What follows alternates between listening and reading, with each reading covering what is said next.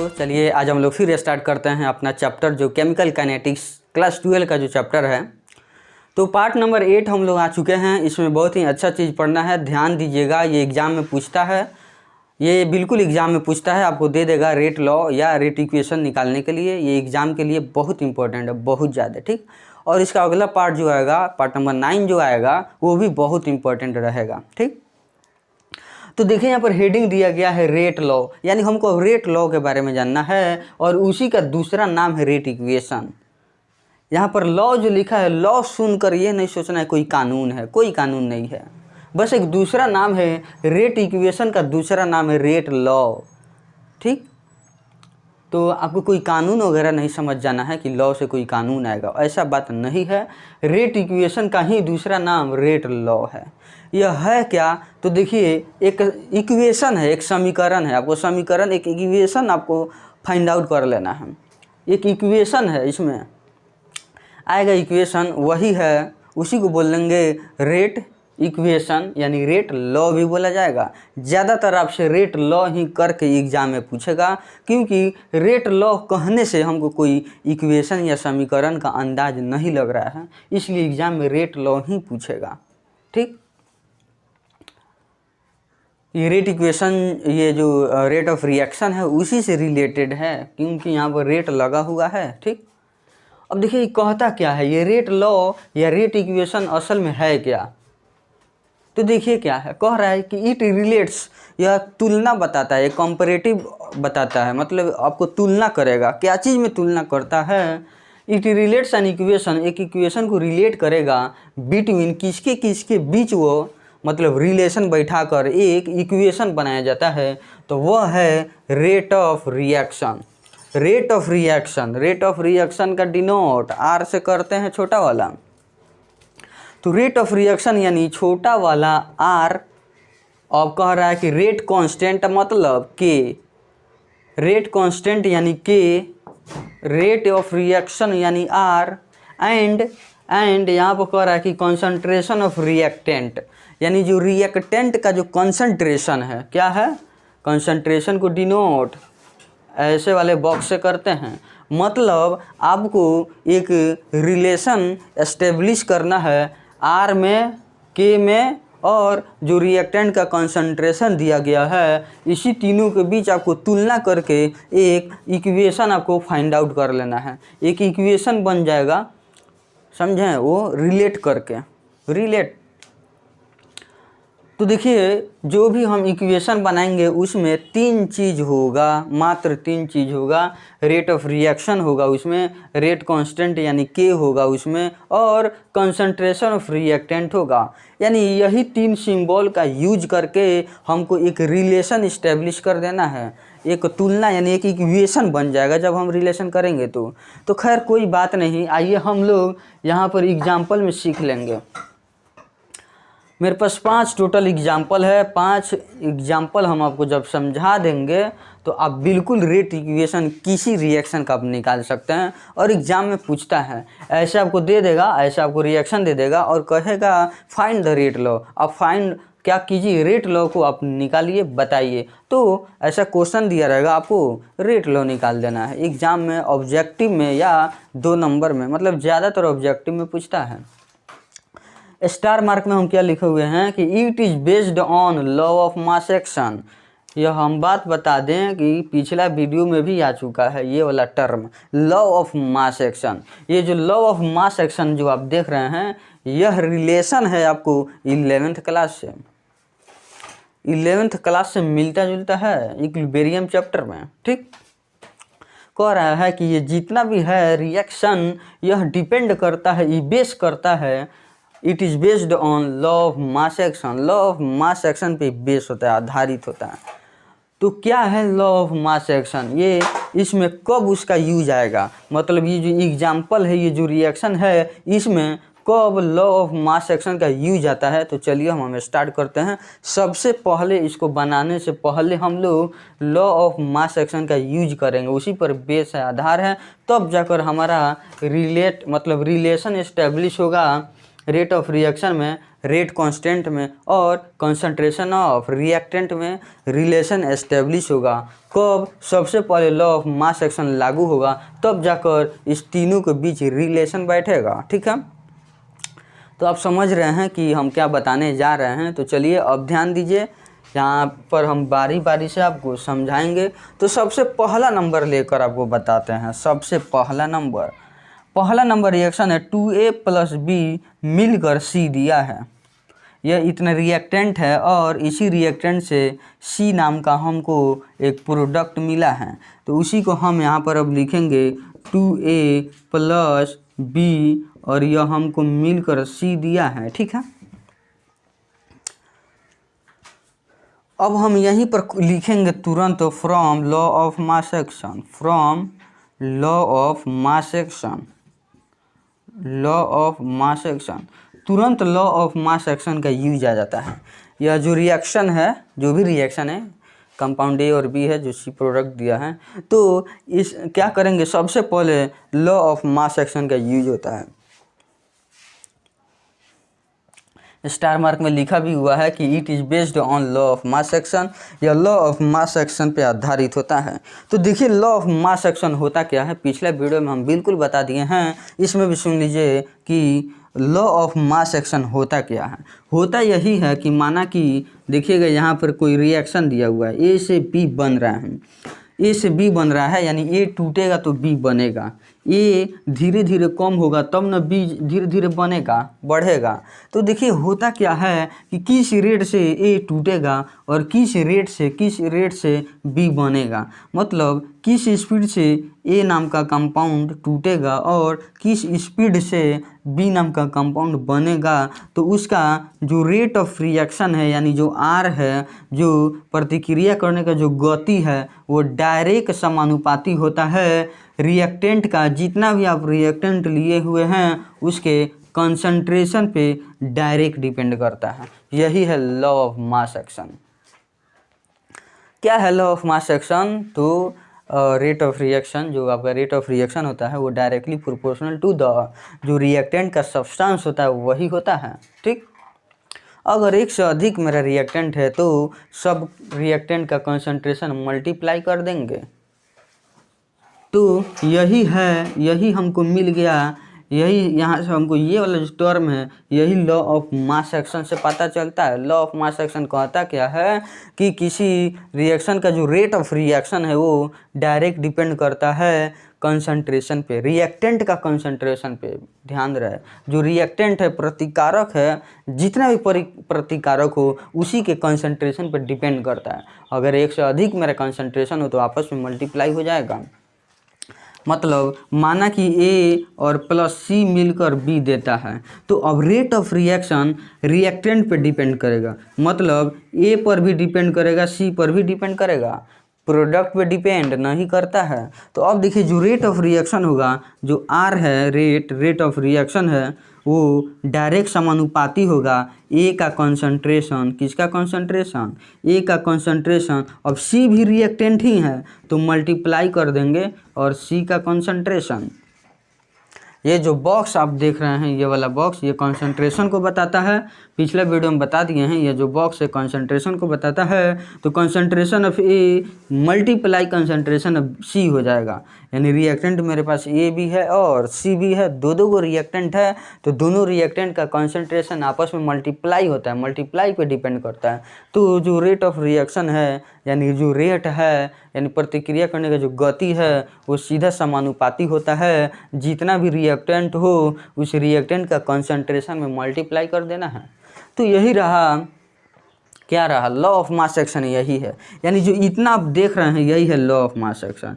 एक law of mass action यहाँ हुआ और एक लॉ ऑफ मास एक्शन से यहाँ निकला है। तो अब हम लोग ठीक उसी तरह इसका भी निकालेंगे, इसका भी हम लोग ठीक उसी तरह निकालेंगे। तो अब देखिएगा यहाँ पर ए में 2 से मल्टीप्लाई है, बी में कुछ भी से मल्टीप्लाई नहीं है, यानी यहाँ पर 1 है, 1 है। ठीक है, अब देखिए होगा क्या कि जो हम रेट निकालेंगे, RATE रेट, शॉर्ट में R बोला जाता है, जो R हम यहाँ पर शॉर्ट में लिखे हैं। तो जो रेट है वो सीधा समानुपाती होगा रिएक्टेंट का, जितना भी रिएक्टेंट है उसका कंसंट्रेशन ले लेना है, गुना में लिखना है, क्योंकि जब एक से अधिक कंसंट्रेशन हो जाए, मतलब अलग अलग प्रकार का या एक से अधिक हो जाए, तो सब के सब मल्टीप्लाई में हो जाता है। यहाँ पर सब मल्टीप्लाई में कर देंगे। तो अब सुनिए कैसे हम करेंगे। यहाँ पर कॉन्सेंट ए है, जो ए है वो ए कितना बार है, 2 बार है। जो मेरा ए नाम का कंपाउंड है वह 2 बार है, तो हमको कंसंट्रेशन ए का 2 बार मल्टीप्लाई करना है, यानी concentration of A multiply concentration of A. ध्यान दीजिए, कंसंट्रेशन यहाँ पर जो नंबर ऑफ मोल या मॉलिक्यूल जो भी बोलिए, ए का कितना है, 2 वो है, 2 बार है, तो 2 बार हम कंसंट्रेशन को मल्टीप्लाई करेंगे ए का, ठीक। और रिएक्टेंट में मेरा फिर बी भी है इसमें, तो वो भी मल्टीप्लाई कर कर हम बी लिखेंगे। मतलब बात समझे कि नहीं समझे। रिएक्टेंट में जितना बार दिया हुआ है नंबर ऑफ मोल किसी कंपाउंड का, उतना बार उसका कंसंट्रेशन हम लिखेंगे मल्टीप्लाई करके, ठीक है। अब देखिए 2 को ए है, हम जानते हैं कि y इंटू वाई बराबर, हम y का स्क्वायर नहीं लिख सकते हैं। ठीक उसी तरह हम 2 को ए का कंसंट्रेशन है, तो हम करेंगे क्या कि कंसंट्रेशन ए का होल स्क्वायर कर देंगे, क्योंकि 2 के बदले 1 लिख कर स्क्वायर कर देंगे। तो हम क्या करेंगे, इस दोनों के बदले यहाँ स्क्वायर डाल देते हैं, इसको इरेज कर देते हैं, और ये वाला बी वाला को इरेज कर कर इसमें ला देते हैं, और इसको ये हटा देते हैं। मतलब मेरे बात को नहीं समझे हैं। कंसंट्रेशन ऑफ ए का होल स्क्वायर इंटू बी हो गया, समझ गए होंगे आप।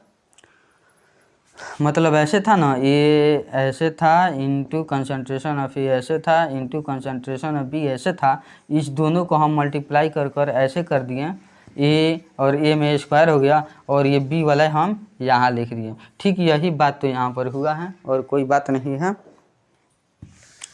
तो अब देखिएगा, ये जो आप देख रहे हैं रेट बराबर नहीं, rate directly proportional to concentration of A का होल स्क्वायर इंटू बी। चलिए एक और बात, हम यहाँ ऐसे भी माइंड लगा सकते हैं, जितना यहाँ मल्टीप्लाई है वही पावर में आ गया है। हम यह भी तो कह सकते हैं, ए में जितना से गुना था वह ए पर उतना पावर में चला जाएगा, ठीक। और ये बी है तो कंसंट्रेशन बी हो जाएगा। यहाँ पर 1 छुपा है, तो यही 1 माना कि यहाँ है इसके ऊपर पावर में, ठीक है। चलिए अब हमको क्या करना है, प्रोपोर्शनल का साइन हटाकर, किसका साइन हटाकर, प्रोपोर्शनल का साइन हटाकर हमको एक कांस्टेंट लाना है। तो कांस्टेंट कौन सा आता है, तो उसको कांस्टेंट को के से डिनोट किया जाता है। किससे, के से। अब देखिए यहाँ पर रेट है, इस रेट को आर भी लिखते हैं, तो हम लिख दिए आर। अब बराबर का साइन लगाएंगे, तो जब प्रोपोर्शनल का साइन हटेगा तो कांस्टेंट लाया जाता है, एक के से मल्टीप्लाई कर देंगे, के आ गया, और ये जैसे के तैसे लिख देंगे।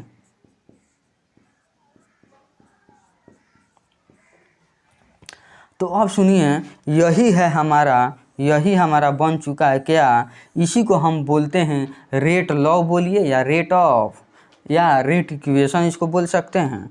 यानी यही है, क्या है, इसी को हम कहेंगे रेट लॉ, या इसी को हम कहेंगे रेट इक्वेशन। देखिए समीकरण के यहाँ बात है, तो यहाँ पर समीकरण एक बन गया कि नहीं बन गया, आर बराबर के इंटू ए का कंसंट्रेशन का square into concentration of B हो गया। तो यह एक समीकरण बन रहा है। यहाँ पर बराबर का साइन है, जब यहाँ पर इक्वल का साइन है तो ये, और दोनों ओर कोई ना कोई नंबर वैल्यू है, तो इसी को तो हम इक्वेशन एक बोलते हैं, समीकरण हो जाएगा। तो आर बराबर के और कंसंट्रेशन ऑफ ए का whole square into concentration of B, यह एक रेट लॉ है, यानी यह एक रेट इक्वेशन है। दोनों आप बोल सकते हैं, दोनों सेम चीज़ है। तो यही रहा, आप 1 नंबर को सीख लिए। लेकिन एक बात फिर से हम यहाँ पर बताते हैं, ए का बगल में जो नंबर था, ए के बगल में जो नंबर था वही पावर में आ गया है। यहाँ पर कुछ नहीं है तो 1 छुपा हुआ है बाबू। तो बी के बगल में यहाँ पर 1 है, यही 1, यहाँ पर कुछ नहीं है तो यहाँ पर 1 है बाबू। तो ऐसा आप कर सकते हैं, कोई दिक्कत नहीं है। लेकिन ये जो आप पावर देख रहे हैं, यह पावर डायरेक्ट यहाँ से आप लिख सकते हैं, डायरेक्ट यहाँ से आप इस पर पावर दे सकते हैं। कब, जब कोई खास कंपाउंड का नाम नहीं हो तब आप दे सकते हैं। यहाँ पर जैसे ए है बी है, कोई खास कंपाउंड का नाम नहीं है। जैसे कोई इथेनोइक एसिड या कुछ भी सल्फ्यूरिक एसिड या कोई भी HCl NaCl कुछ नहीं है। तो अगर ए और बी बोला जाए तो आप सीधा इसका पावर ऊपर लिख सकते हैं, कोई दिक्कत नहीं है। लेकिन जब कोई खास कंपाउंड का नाम दे दिया जाए, जैसे यहाँ पर CO है, कार्बन मोनोऑक्साइड है, क्लोरीन है यहाँ पर, और ये खास कोई कंपाउंड हो गया, जैसे यहाँ आ जाइए CH3CHO है, इथेनॉल है, तो यहाँ पर आप इसका पावर में डायरेक्ट नहीं लिख सकते हैं, क्योंकि इस सब का जो पावर होता है किसी भी रिएक्शन का, किसी भी रिएक्शन में जो रिएक्टेंट होता है, इस सब का जो कोएफिशिएंट है, मतलब यहाँ पर जो भी नंबर ऑफ मोल है, वो डायरेक्ट यहाँ पर पावर में आप नहीं लिख सकते, क्योंकि ये सब पावर में लिखने के लिए वो जो पावर वाला टर्म है वो क्या होता है, एक्सपेरिमेंटल वैल्यू होता है। उसी को ऑर्डर ऑफ रिएक्शन कहते हैं, जो एक्सपेरिमेंटल वैल्यू होता है। तो आप कोई खास एलिमेंट का मतलब ऐसे आप पावर में नहीं लिख सकते हैं। जैसे यहाँ पर 2A था तो A का पावर 2 डाल दिए, तो अब इसमें क्या होगा कि इसमें आप लोग पावर नहीं डाल सकते हैं, क्योंकि ये सब एक्सपेरिमेंटल वैल्यू, एक्सपेरिमेंट वाला वैल्यू होता है। सबका एक्सपेरिमेंटल वैल्यू फिक्स होगा, मतलब कितना कोएफिशिएंट यहाँ रहेगा, मतलब कितना नंबर ऑफ मोल है रहेगा शुरू में, वो सब फिक्स रहता है हर एक कंपाउंड के लिए। तो ये है एक्सपेरिमेंटल वैल्यू, जो आपको लैब में ये सब एक्सपेरिमेंट करके सब किताब में बताया गया है, आपको किताब के अनुसार चलना है, ठीक है। तो ये रहा हम लोगों का ए नंबर, कौन सा था, ये ए आप समझ लिए हैं, यही है रेट इक्वेशन। इसी तरह एग्जाम में पूछता है, आप लोग बना सकते हैं। तो चलिए अब हमको मिटाना पड़ेगा, और क्या करेंगे हम, अब 2 नंबर समझाएंगे, 1 नंबर हो गया।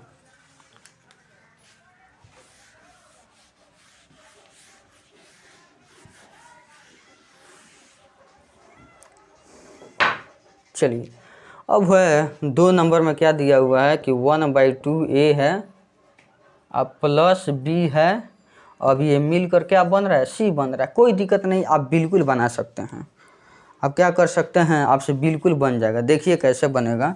तो चलिए, from law of mass action, from law of mass action, law of mass action से हम किस ढंग का निकालेंगे, तो यही है लॉ ऑफ मास एक्शन, यानी इस रूप का हमको यहाँ पर निकालना है। तो चलिए, रेट बराबर, रेट को छोटा वाला R से भी डिनोट करते हैं। तो चलिए, रेट जो होगा वो डायरेक्ट डिपेंड करेगा, यही आपका रेट लॉ है, मतलब नहीं sorry, law of mass action यही है, यही लागू होता है। यह इसी तरह आप बनाइएगा तो लॉ ऑफ मास एक्शन वहाँ पर कहा जाएगा। लेकिन जब प्रोपोर्शनल का साइन हटाकर आप इक्वल का साइन डाल दे दीजिएगा, बराबर का साइन डाल दीजिएगा, तो वो of law of mass action से हटकर आपको रेट लॉ यानी रेट इक्वेशन बन जाएगा। बराबर का साइन आएगा, इक्वेशन बन जाएगा, ठीक। अब भाई ए का कंसंट्रेशन जो आप ये जो देख रहे हैं, एक आपको कंसंट्रेशन देना है, ठीक। अब करना क्या है, यहाँ पर जो 1/2 है, इसके बगल में 1/2 है, वही लाकर यहाँ पर 1/2 डाल देना है। कोई दिक्कत नहीं, आप इसका जो कोएफिशिएंट है यानी हाफ जो मोल है, ए का नंबर ऑफ मोल 1/2 है, तो इसको डायरेक्ट आप पावर में ला सकते हैं, कोई दिक्कत नहीं है। चलिए अब गुना करेंगे, मल्टीप्लाई होगा। ये कभी ध्यान नहीं देना है, यहाँ प्लस है तो मल्टीप्लाई नहीं, यहाँ पर होता क्या है कि जो रेट है, रेट वो डायरेक्ट डिपेंड करता है रिएक्टेंट का जितना भी कंसंट्रेशन आएगा सबका मल्टीप्लाई कर देना है, प्रोडक्ट किया जाता है यहाँ पर। अब यहाँ पर B है तो हम कंसंट्रेशन of B लिखेंगे। यहाँ पर 1 छुपा हुआ है तो आप पावर में 1 दे सकते हैं, यहाँ पर आप 1 दे सकते हैं, या इसको आप हटा भी सकते हैं 1। तो ये आपका क्या हो गया, लॉ ऑफ मास एक्शन लागू हो गया।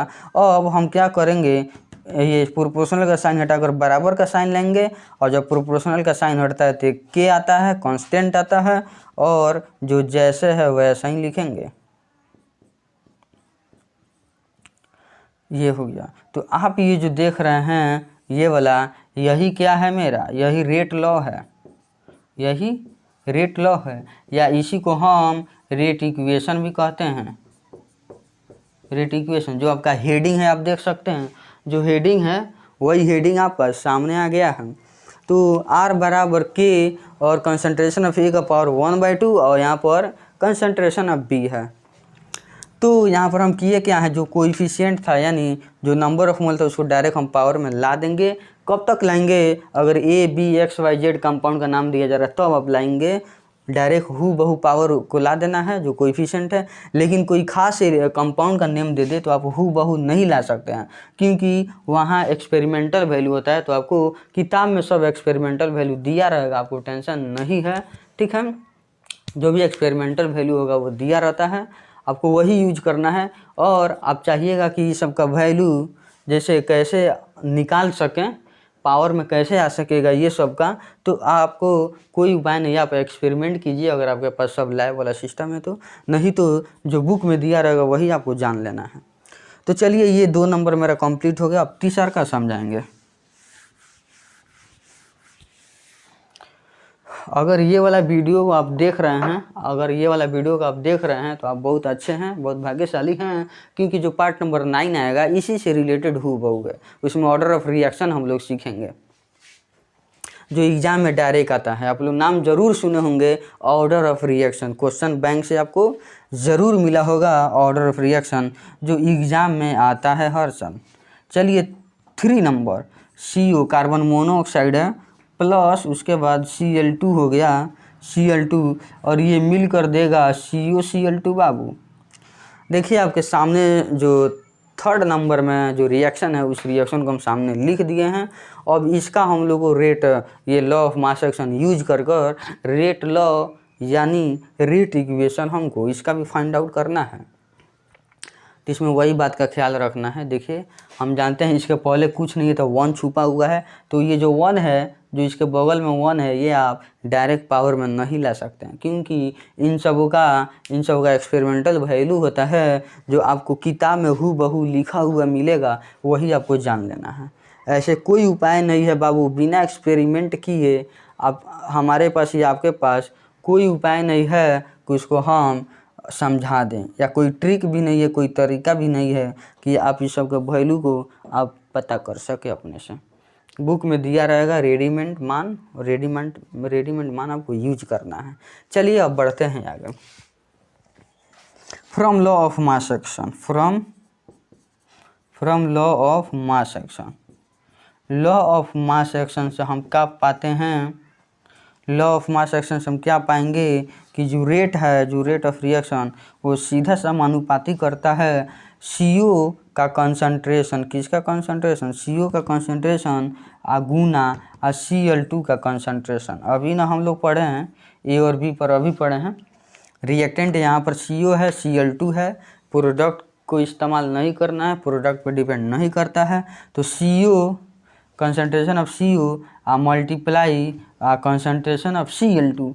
अब यहाँ देखिए हम यही चीज़ बता रहे हैं, यहाँ पर पावर में ध्यान देना है। पावर में ये जो भी सब का जो पावर है, अब जब खास एलिमेंट का जब नाम आ जाएगा तो इस सब का पावर रेडीमेड आपको किताब में दिया रहेगा, आपको रेडीमेड उसको याद कर लेना है, कोई उपाय नहीं है। वो एक्सपेरिमेंटल वैल्यू होता है, इस सब का जो पावर है एक्सपेरिमेंटल वैल्यू होता है। आप सोचिएगा कि किताब से या कहीं से हम नॉलेज ले लें, किसी का भी एक्सपेरिमेंटल वैल्यू निकाल लेने के लिए कोई ट्रिक हो, कोई व्यवस्था हो पढ़ने का, तो कोई ट्रिक व्यवस्था नहीं है, आपको रेडीमेड मान दिया रहेगा, उसको याद कर लेना है। एक्सपेरिमेंटल वैल्यू होता है, जैसे यहाँ देखिए जो CO है, जो क्या है वही ना है, CO है, कार्बन मोनोऑक्साइड है, ये कोबाल्ट नहीं समझ जाना है, ठीक है। तो देखिए हम लोग जानते हैं कि CO के पहले 1 छुपा हुआ है, कितना छुपा हुआ है, 1 एक छुपा हुआ है, यहाँ पर छुपा हुआ है ना, यानी जो नंबर ऑफ मोल है आपको दिखाई दे रहा है 1। तो अब क्या करिएगा, हम बोले थे ना इसी को पावर में लिख लेना है, क्या करना है, पावर में लिख लेना है, लेकिन लिखिएगा गलत हो जाएगा बिल्कुल, क्योंकि यह जो आपको दिखाई दे रहा है 1 और वही 1 लिख दीजिएगा, बिल्कुल गलत हो जाएगा। ये सब एक्सपेरिमेंटल वैल्यू है, इसका पावर क्या आएगा वास्तव में ये आपको बुक में रेडीमेड लिखा हुआ है, आपको रेडीमेड याद कर लेना है। CO के ऊपर हम पावर में 1 नहीं लिखते हैं, इसके पावर में हम 2 लिखते हैं, 2 लिखा जाता है। ये सब एक्सपेरिमेंटल वैल्यू है। आप सोचिएगा कि यहाँ पर 1 है, इसी को तो पावर में लाना था, जैसे 1 जैसे 1 नंबर और 2 नंबर बताए हैं, उसी तरह आप सोचिएगा कि यहाँ पर 1 है, यानी इसी को पावर में ला देना है, तो बिल्कुल गलत हो जाएगा। यहाँ पर खास कंपाउंड का नेम आ चुका है, तो इन लोगों का पावर फिक्स होता है जो बुक में दिया रहेगा। NCERT में देखिए आपको ये दिया हुआ है, और वो कैसे 2 आएगा ये कोई नहीं जानता है बाबू, कोई नहीं जानता है, वो एक्सपेरिमेंटल वैल्यू है। लैब में जो साइंटिस्ट लोग अपना एक्सपेरिमेंट किए हैं वही लोग इसका पावर वाला वैल्यू दिया है बुक में। ठीक है, कोई तरीका, कोई ट्रिक, कोई इसका नॉलेज नहीं है कि कैसे 2 आ गया, सब एक्सपेरिमेंटल वैल्यू है। आपको रेडीमेड इसको जान लेना है, याद कर लेना है।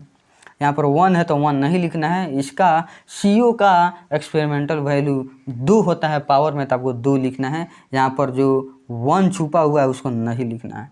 ठीक इसी तरह यहाँ देखिए आपको Cl2 ऊपर लग रहा है 1 छुपा है, और इसी 1 को मतलब बगल वाले को जो यहाँ पर बगल में है इसी को पावर में ला लेना था। क्या कर देना था? पावर में लिख देना था। लेकिन ये फिर से हम बता दें कि खास कंपाउंड का नाम हो गया Cl2, खास या मॉलिक्यूल हो गया Cl2। तो अब हम क्या करेंगे, जब खास किसी मॉलिक्यूल कंपाउंड का नेम आ जाएगा तो यहाँ पर जो है डिजिट, कोएफिशिएंट, इसी को पावर में आप नहीं लिख सकते हैं। तो Cl2 का जानिए एक्सपेरिमेंटल वैल्यू क्या होता है। CO2 का एक्सपेरिमेंटल वैल्यू 1/2 होता है। ये आपको याद कर लेना है, रेडीमेड बुक में दिया है। कैसे 1/2 आया है किसी को नहीं पता रहता है बाबू। एक्सपेरिमेंटल वैल्यू एक्सपेरिमेंट से आया है। तो यहाँ जो 1 है वो आपको नहीं लिखना है। ठीक है, तो ये मेरा law of mass action use हो चुका है। अब हम इक्वेशन निकालेंगे, यानी बराबर करेंगे, प्रोपोर्शनल के साइन हटाकर बराबर करेंगे, एक K से मल्टीप्लाई करेंगे जो रेट कांस्टेंट यहाँ बोला जाता है। अब क्या होगा, फिर लिखेंगे CO का पावर 2 गुना Cl2 का 1/2। तो ये जो आप सामने आपके जो नज़र है, सामने जो नज़र आ रहा है, इसी को हम क्या बोलते हैं, रेट लॉ बोलते हैं। यही है रेट लॉ, या इसी को हम कहेंगे रेट इक्वेशन।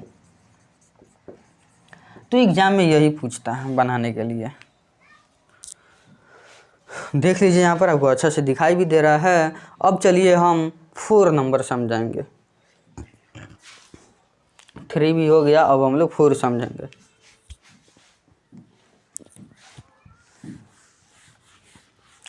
एक्सपेरिमेंटल वैल्यू, आप किताब को रीडिंग दीजिए, वहाँ पर आपको बिल्कुल पता चलेगा कि सही में ये एक्सपेरिमेंटल वैल्यू है। आपको रेडीमेड उसको याद कर लेना है, उसमें कुछ आप नहीं कह सकते हैं। चलिए यहाँ पर आप देखिए ध्यान से, CH3CHO है।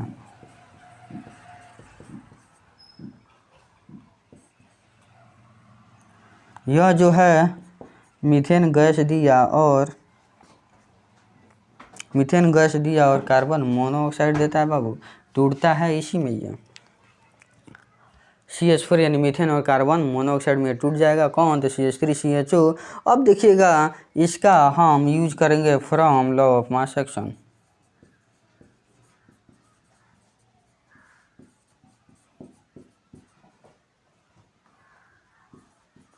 ये हो गया लॉ ऑफ मास एक्शन से हम क्या जानते हैं, जो रेट होता है वो सीधा समानुपाती होता है किसका, रिएक्टेंट का कंसंट्रेशन पे डिपेंड करता है।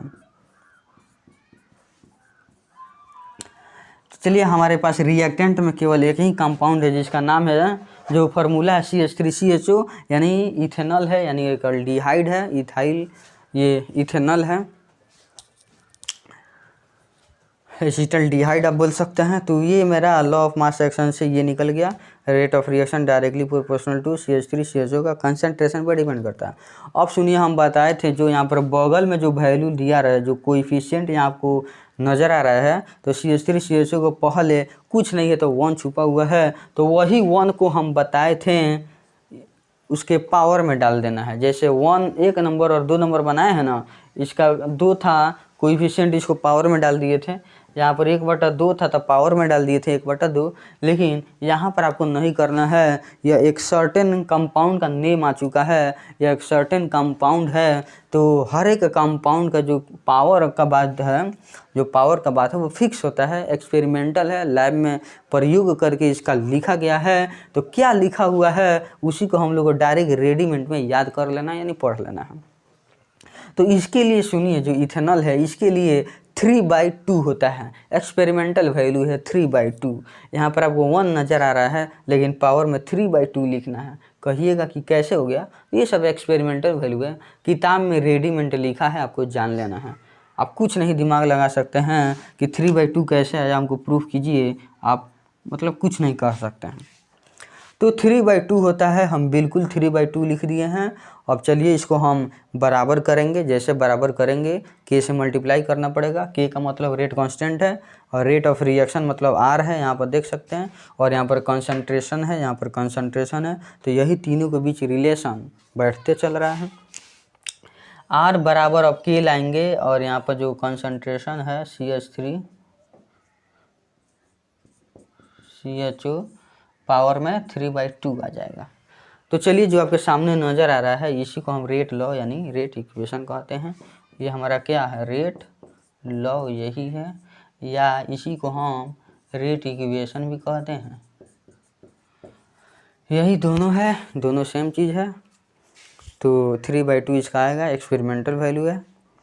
तो आपका क्या है, ये निकल चुका है। क्या निकला है, तो रेट लॉ निकल गया है। अब देखिए यहाँ पर कह रहा है कि relates an equation between rate of reaction. तो देखिए रेट ऑफ रिएक्शन इस्तेमाल यहाँ हुआ है। यहाँ पर रेट कांस्टेंट लिखा हुआ है तो यहाँ पर के है, रेट कांस्टेंट को के से डिनोट करते हैं तो के आ चुका है। और एंड कंसंट्रेशन ऑफ रिएक्टेंट, तो रिएक्टेंट के यहाँ पर कंसंट्रेशन भी है। तो तीनों चीज़ आप देख रहे हैं, यहाँ पर आर, यहाँ पर के, यहाँ पर कंसंट्रेशन है। यही तीनों के बीच रिलेशन एस्टेब्लिश करना था, जो रिलेशन एस्टेब्लिश हो गया है और साथ ही साथ यह एक इक्वेशन बनकर रेडी हो गया है।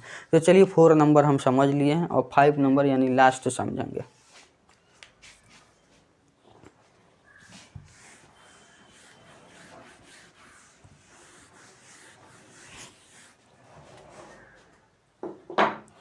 पाँचवा नंबर आते हैं जो 5 नंबर में है। हाइड्रोजन है, क्लोरीन है, आपस में रिएक्शन कर रहा है और रिएक्शन करने के बाद 2 HCl दिया और यहाँ पर कंडीशन दिया है UV बाबू दिया है। UV मतलब यहाँ पर HNO दिया है। अब सुनिए, यहाँ पर जब भी आप एग्ज़ाम में बैठे हुए हैं और दिया हुआ है रेट ऑफ रिएक्शन, ये हाँ रिएक्शन दिया हुआ है, उसका आपको रेट लो यानी रेट इक्वेशन निकालना है, तो आपको एरो पर थोड़ा ध्यान दे देना है। एरो से यदि UV लिखा है, केवल UV लिखा है, तो यह होता है अल्ट्रा वायलेट।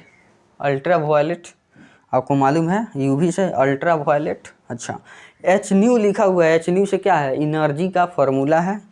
एनर्जी का फॉर्मूला है HNO, जो हम क्या करते हैं, सनलाइट का जो एनर्जी है, सनलाइट उसका जो एनर्जी निकालते हैं इसी के माध्यम से निकाल लेते हैं, ठीक है।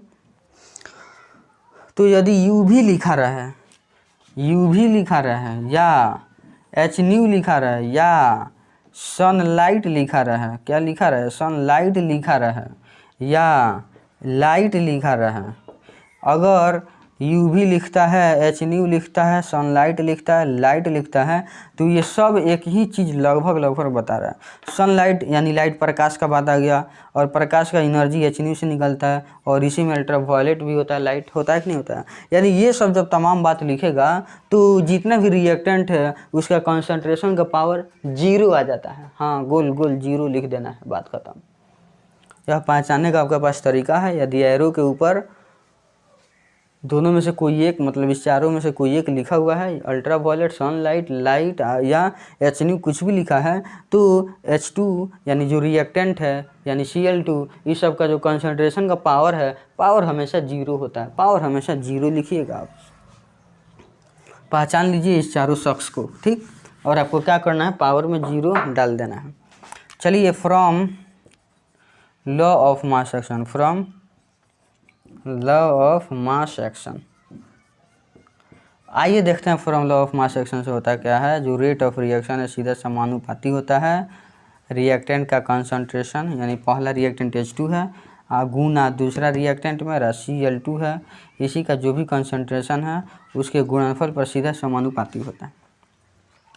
अब हम करेंगे क्या कि इसी को हम बराबर का साइन डालेंगे तो वो के से कांस्टेंट आएगा, जो रेट कांस्टेंट बोला जाता है, और यहाँ पर हो जाएगा H2 हो जाएगा और गुने यहाँ पर Cl2 हो जाएगा। क्या हो जाएगा, Cl2 हो जाएगा। अब देखिएगा यहाँ पर हम बताए हैं UV देखिए, HNO देखिए, सनलाइट देखिए, लाइट देखिए, तो आपको करना क्या है, जो भी रिएक्टेंट है उस रिएक्टेंट का पावर देखिए। यहाँ पर कुछ नहीं है तो 1 छुपा हुआ है, यहाँ पर 1 छुपा है, यहाँ भी कुछ नहीं है तो यहाँ पर 1 छुपा है ना। तो हम जानते हैं, क्या जानते हैं, इसी को हम लोग पावर में ला